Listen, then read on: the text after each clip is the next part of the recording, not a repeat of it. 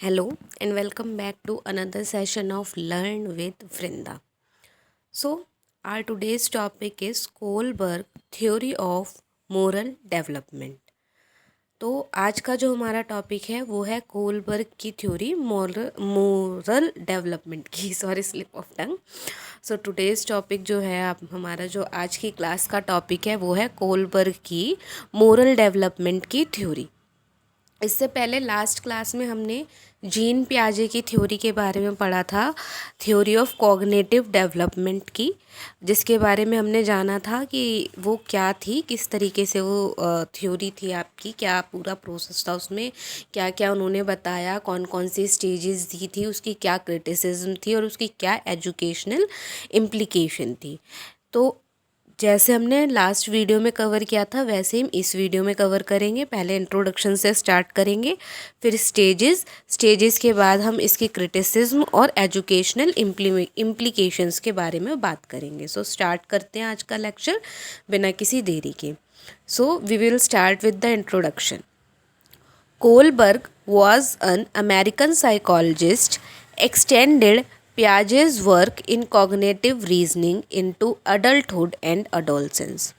Kohlberg एक American psychologist थे जिन्होंने प्याजे के ही कॉग्निटिव रीजनिंग के काम को आगे बढ़ाया था और उसे बड़ों में देखा था, टीनेज में, एडल्टहुड और एडोलसेंस की एज में उसी रीजनिंग को उन्होंने आगे स्टडी किया था।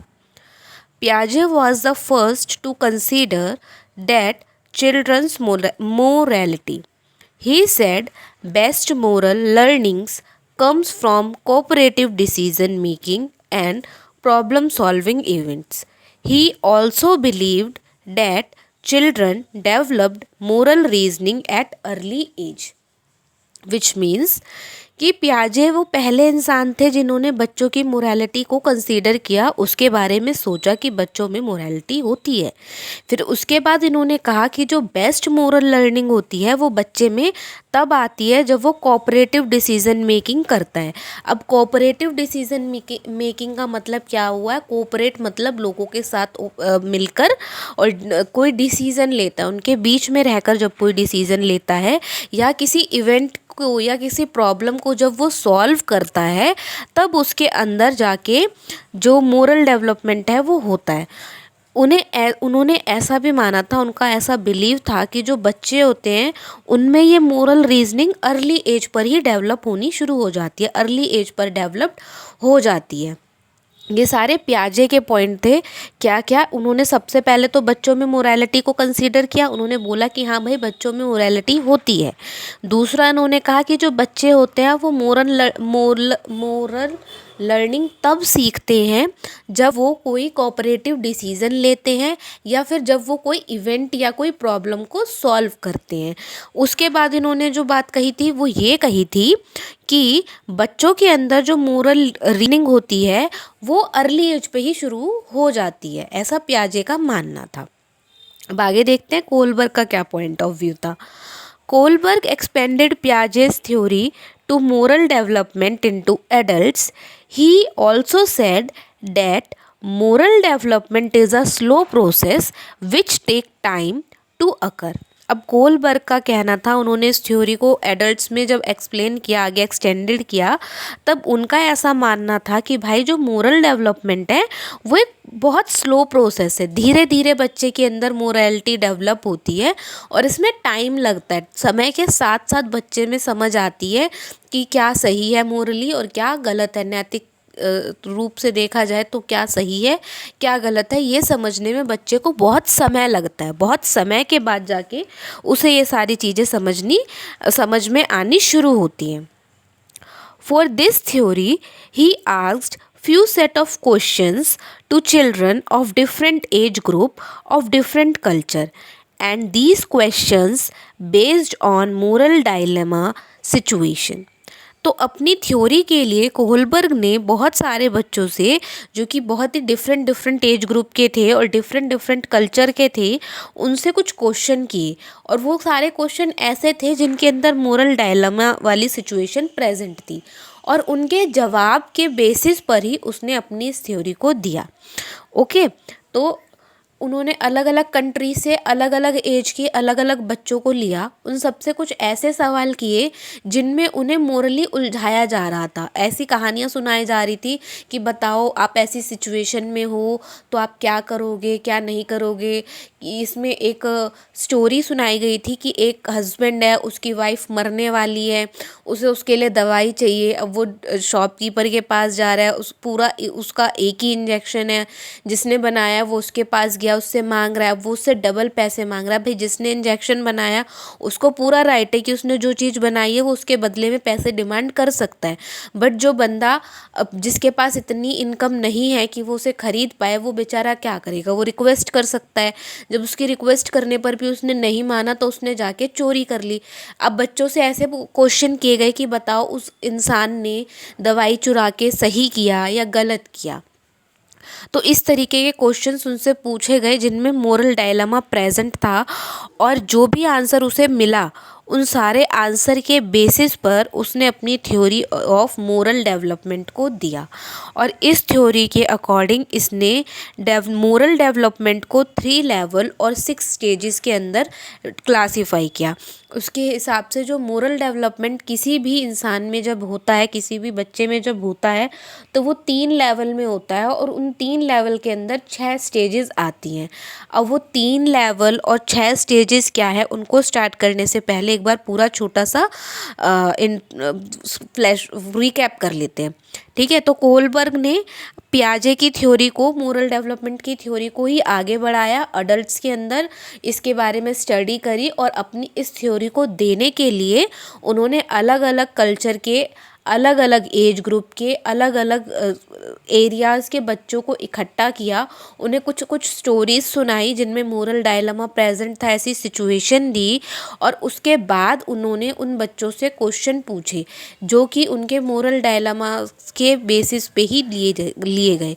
फिर जो भी उनको आंसर मिले उन आंसर्स के थ्रू उन्होंने अपनी थ्योरी को दिया, और अपनी पूरी थ्योरी में उन्होंने बताया कि जो मोरल डेवलपमेंट होता है उसमें 3 स्टेज होती हैं, 3 लेवल होते हैं और 6 स्टेजेस होते हैं।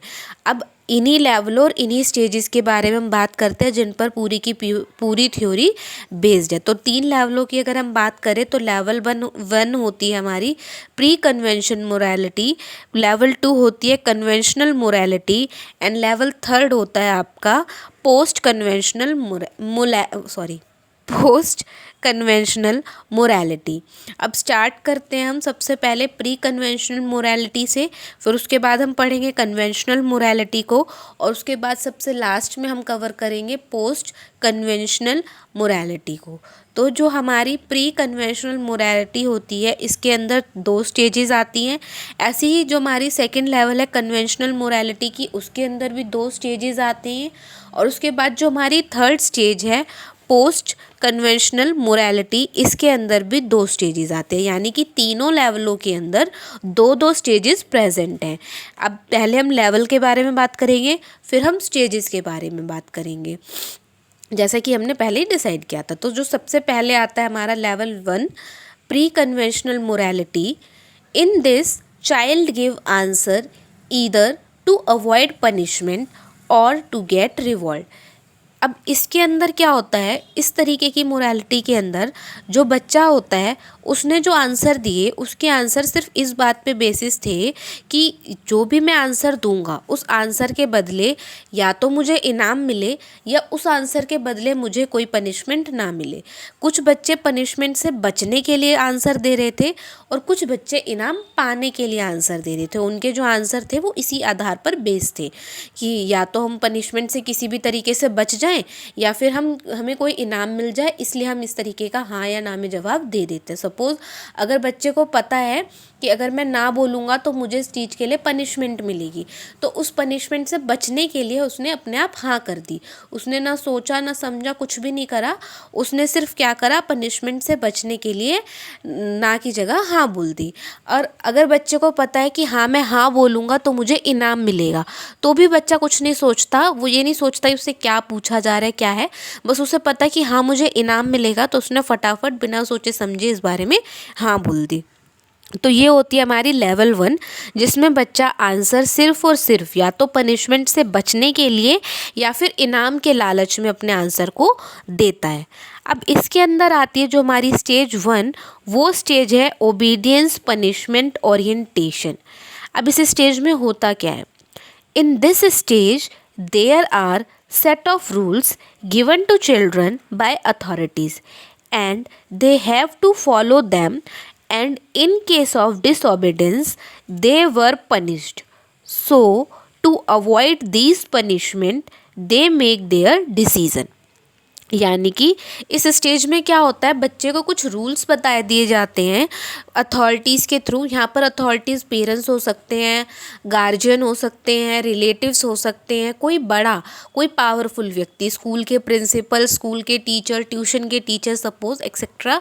ये सारे लोग जो उससे बड़े हैं, जो अथॉरिटी में हैं, वो उस बच्चे को कुछ रूल्स देते हैं, कुछ सेट ऑफ रूल्स बताते हैं, समझाते कि नहीं बेटा ऐसे नहीं करना, आपको ऐसे ही बोलना है, जब आप बाहर जाओगे तब आपको ऐसे ही बिहेव करना है, जब कोई आता है घर पे तब आपको ऐसे ही बिहेव करना है। उन्हें समझाया जाता है कि आप ये करो, ये करो, ये करो, ये करो। तो बच्चा क्या करता है, उन सारे रूल्स को फॉलो करता है। और बच्चे को ये पता है, जैसे हम छोटे बच्चे को बोलते हैं कि नहीं अपना सामान अपनी जगह पर रखो नहीं तो पिटाई होगी, तो बच्चा उस पिटाई के डर से क्या करता है, अपना सारा सामान अपनी जगह पर रख देता है। ऐसे ही यहाँ पर होता है कि बच्चे को बताया गया है कि बेटा आपको सच बोलना है, तो उसे पता है कि अगर आप सच नहीं बोलोगे तो आपको पनिशमेंट मिलेगी। तो उसे पता है कि मुझे पनिशमेंट मिलेगी, so just to avoid punishment he और she will make their decision. अपने पनिशमेंट को अवॉइड करने के लिए वो बच्चा उस डिसीज़न को उस तरीके से लेगा ताकि उसे कोई भी पनिशमेंट ना मिले। ये थी हमारी स्टेज 1, ओबीडियंस पनिशमेंट ओरिएंटेशन। यहाँ पर बच्चा सिर्फ और सिर्फ अथॉरिटी के सेट किए गए रूल्स के अकॉर्डिंग पनिशमेंट से बचने के लिए अपने आंसर्स को दे रहा था। उसे कोई लेना देना नहीं था कि वो सही है या गलत है। Stage 2, individualism and exchange. At this stage, child get to know there was not a one right which was given by authorities. Different people have different views on a situation. अब इस स्टेज में क्या होता है, बच्चे को आके पता चलने लगता है, धीरे धीरे समझ में आने लगता है कि भाई सिर्फ एक सही नहीं होता, जो अथॉरिटीज़ ने हमको सही बताया है वही एक सही नहीं है। अलग अलग लोगों के लिए अलग अलग सिचुएशन को सही माना जाता है। किसी के लिए सच बोलना हर सिचुएशन में सही है, किसी के लिए सिचुएशन के अकॉर्डिंग सच और झूठ बोलना सही है, किसी के लिए झूठ बोलना भी सही है, और किसी को तो कोई फ़र्क ही नहीं पड़ता क्या हो रहा है क्या नहीं हो रहा। तो कोई एक सही नहीं है, सबके अपने अपने पॉइंट ऑफ व्यूज़ है। सिर्फ अथॉरिटीज़ ही सही नहीं होती, हर बंदे का सिचुएशन के अकॉर्डिंग अपना पॉइंट ऑफ व्यू हो सकता है, उसका अपना पर्सनल व्यू भी हो सकता है। In this stage, they made their decision on the basis of getting something in exchange और टू गेट अ रिवॉर्ड। अब इस सिचुएशन में बच्चा क्या करता है, जो डिसीज़न ले रहा था वो डिसीज़न सिर्फ और सिर्फ इस बेस पर ले रहा था कि इस डिसीज़न को लेने के बदले क्या उसे कुछ मिलेगा या इसके बदले उसे कोई इनाम मिलेगा। अगर इनाम मिलेगा तो हाँ वो डिसीज़न ले रहा था। सपोज़ किसी ने बोला कि तुम मेरे तरफ से गवाही देना, तुम मेरी तरफ से ये चीज़ बोल देना तो मैं तुम्हें बदले में एक चॉकलेट दूंगा, एक टॉफ़ी दूंगा। अब बच्चे के लिए चॉकलेट टॉफ़ी बहुत बड़ी बात होती है, तो वो राज़ी हो जाएगा। उसे नहीं मतलब कि हाँ उस बंदे ने क्या किया, नहीं किया, सही किया, गलत किया। उसे इतना पता है कि हाँ मैंने अगर इस बंदे की तरफ से बोला तो मुझे बदले में क्या मिलेगा, इनाम मिलेगा। और बस उस इनाम के लालच में वो बच्चा अपना डिसीज़न मेक करता है। तो यही थी हमारी प्री कन्वेंशनल मोरालिटी, जिसमें पहली स्टेज में बच्चा पनिशमेंट से बचने के लिए डिसीज़न ले रहा था और दूसरी स्टेज में रिवॉर्ड के लालच में डिसीज़न ले रहा था। नेक्स्ट आती है लेवल 2 कन्वेंशनल मोरालिटी, जिसके अंदर at this level child make their decision on the basis of thought of others और as follows in the society. अब इस लेवल पे क्या होता है, बच्चा अपने जो डिसीज़न लेता है वो ये सोच के लेता है कि बाकी सब क्या सोच रहे हैं या सोसाइटी क्या सोच रही है। तो जो बाकी सब सोच रहे हैं या जो सोसाइटी सोच रही है वो भी वही डिसीज़न लेता है जो बाकी सब कहते हैं कि हाँ सही है, सही है, सही है। वो खुद नहीं सोचता अपनी तरफ से कि हाँ सही, सच में सही है या नहीं है। हाँ सब लोग बोल रहे सही है, सोसाइटी बोल रही है सही है, तो ये सही होगा, तो वो भी उसी हिसाब से डिसीज़न लेता है। अब यहाँ पर जो हमारी थर्ड स्टेज आती है उसे बोलते हैं good interpersonal relationship. At this stage, child make their decision on the basis of thoughts of other. He think that by which decision he or she will become good boy or a good girl. यानी कि इस level में जो बच्चा होता है वो अपने डिसीज़न दूसरों के थॉट्स के अकॉर्डिंग लेता है कि जो सबको सही लग रहा है वही मुझे सही लग रहा है, जो सब सही बोल रहे हैं वही मेरी तरफ से भी सही है। उसका डिसीज़न सिर्फ और सिर्फ इस बेस पे होता है कि मैं ऐसा डिसीज़न लूँ कि मैं लोगों के सामने अच्छा बच्चा बन जाऊँ, मैं अच्छी बच्ची बन जाऊँ। सब लोग बोल रहे हैं कि हाँ चोरी करना गलत है, तो मैं भी बोलूँगी चोरी करना गलत है। अगर मैं ऐसा बोलूँगी तो मैं सबकी नज़रों में अच्छी बच्ची बन जाऊँगी या मैं अच्छा बच्चा बन जाऊँगा। और इसी लालच के चक्कर में, अच्छा बच्चा या अच्छी बच्ची बनने के चक्कर में ही वो अपना डिसीज़न लेता है। ये थी हमारी स्टेज थर्ड, जिसमें बच्चे का डिसीज़न सिर्फ और सिर्फ किस बेसिस पे था कि बाकी क्या सोच रहे हैं, दूसरे क्या सोच रहे हैं। जो दूसरे सोच रहे हैं वही मैं सोचूंगा, मैं वही डिसीज़न लूँगा जिसके अकॉर्डिंग सबको लगे कि हाँ मैं अच्छा बच्चा हूँ, मैं अच्छी बच्ची हूँ। बाद बाकी क्या सही में सही है और क्या गलत है उससे हमें कोई लेना देना नहीं है। अब आती है हमारी stage fourth, maintaining social order. They make decision according to rules followed in the society to make good relationship within society. अब इस लेवल पे, इस स्टेज पर आके बच्चा क्या करता है, उसे पता है कि हमारे सोसाइटी के अंदर लॉज बने हुए हैं, रूल्स बने हुए हैं और वो हम सबको फॉलो करने होते हैं सोसाइटी को एक अच्छे एटमॉस्फेयर देने के लिए। तो वो उन्हीं लॉ के अकॉर्डिंग सही को सही और गलत को गलत बनाता है। अगर हमारे रूल्स के अकॉर्डिंग बोला गया है चोरी करना गलत है, तो हाँ चोरी करना गलत है, इससे कोई फ़र्क नहीं पड़ता सिचुएशन क्या है, चोरी चोरी है। और हमारे लॉ के अकॉर्डिंग चोरी करना गलत है, तो यहाँ पर जिसने भी चोरी करी वो गलत है। तो सोसाइटी का जो लॉ है, सोसाइटी में रहने वाले जो लोग हैं उनके साथ अच्छा रिलेशन बनाने के लिए लोग सोसाइटी के लॉ के अकॉर्डिंग अपने डिसीज़न को लेते हैं इस स्टेज के अंदर। तो ये थी हमारी सेकंड स्टेज, कन्वेंशनल मोरालिटी, जिसमें जो सब लोग बोलते हैं या जो सोसाइटी के रूल्स कहते हैं उसके अकॉर्डिंग बच्चा अपना डिसीज़न लेता है। पहली स्टेज जो थी इस लेवल की, उसके अंदर बच्चा सिर्फ और सिर्फ इस बेसिस पे डिसीज़न ले रहा था कि दूसरे क्या सोचेंगे और मैं ऐसा कौन सा डिसीज़न लूँ जिससे दूसरा मुझे अच्छा बच्चा या अच्छी बच्ची समझे। और जो सेकंड स्टेज है इसकी, इसमें सिर्फ और सिर्फ सोसाइटी से अपना अच्छा रिलेशनशिप बनाने के लिए, सोसाइटी के बीच में सोसाइटी के लोगों से अच्छा रिलेशनशिप बनाए रखने के लिए बच्चा अपना डिसीज़न ले रहा था। अब आती है third level, post conventional morality. In this level person make their decision either according to law और देयर ऑन प्रिंसिपल। अब इसमें जो बच्चा होता है वो जो डिसीज़न लेता है, या जो इंसान होता है वो जो डिसीज़न लेता है, वो इस बेसिस पे लेता है कि कानून क्या कहता है और उसके खुद के प्रिंसिपल क्या कहते हैं।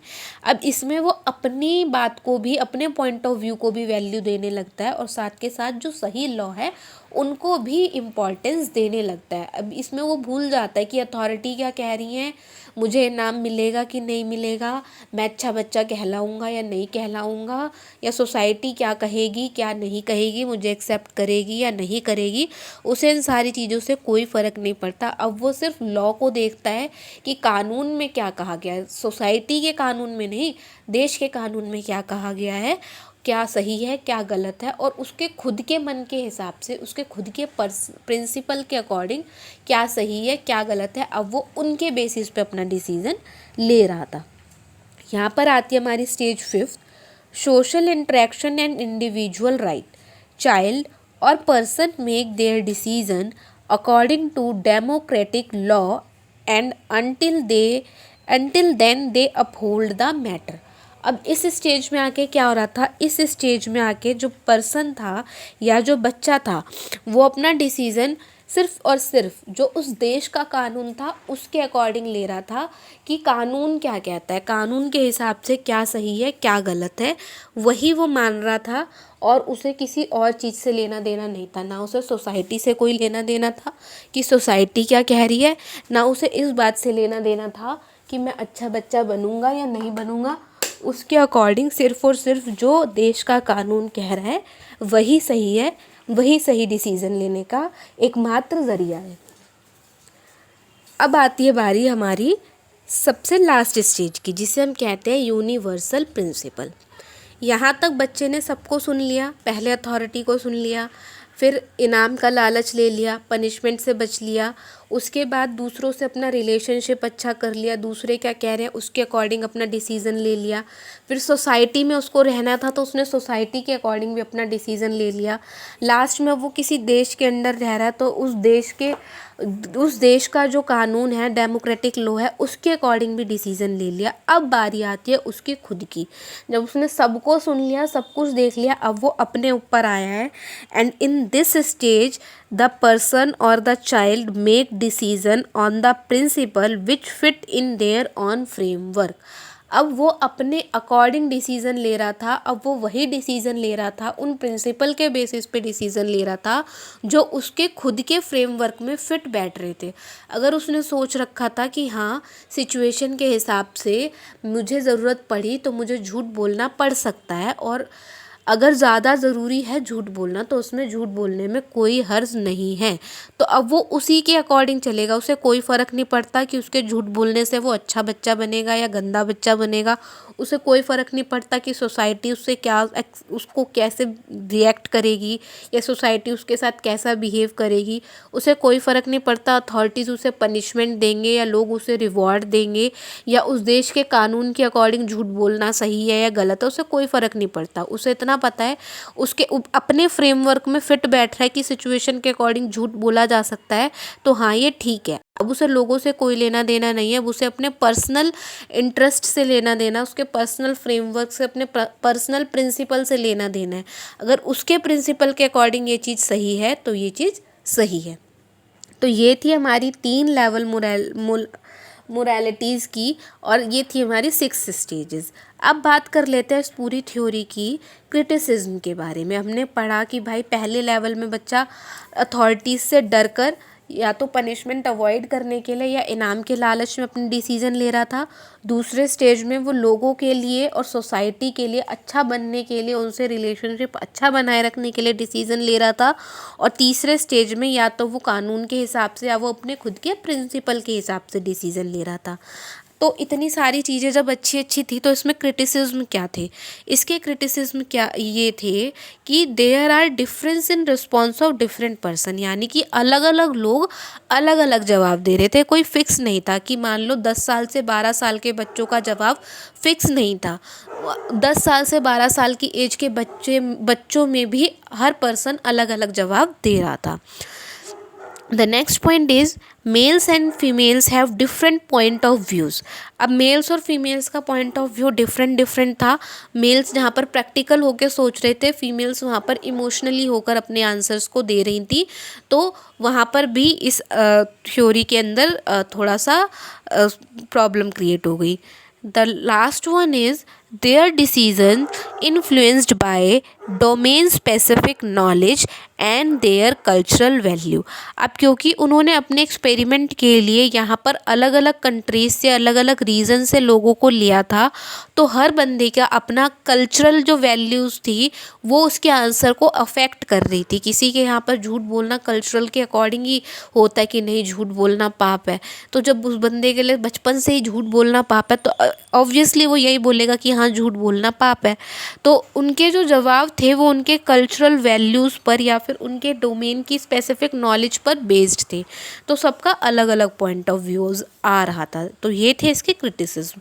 अब ये जो पूरी थ्योरी हमने पढ़ी, इतनी सारी स्टेजेस पढ़ी, इतनी सारी लेवल पढ़ी, इनको हम कैसे इम्प्लीमेंट कर सकते हैं, इसका एजुकेशनल इम्प्लीकेशन क्या हो सकता है?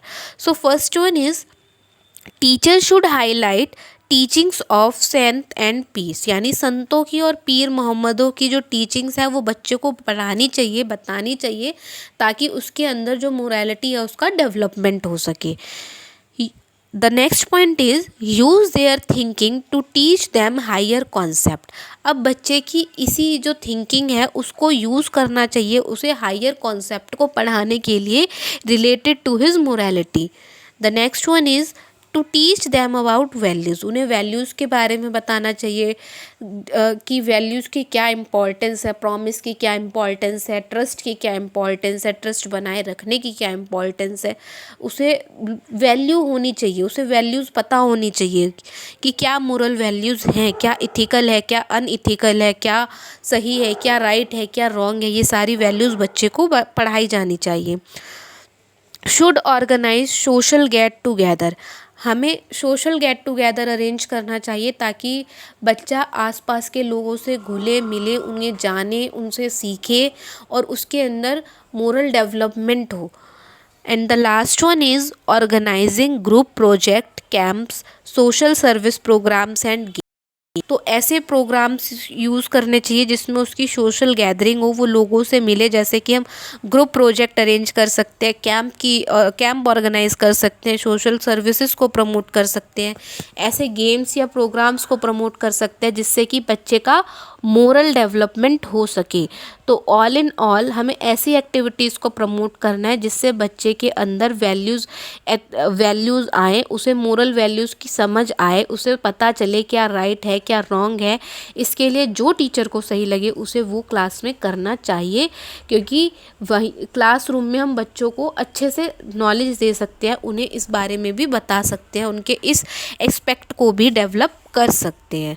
So that's all for today's session. If you have any query and any doubt, you can ask in the comment box.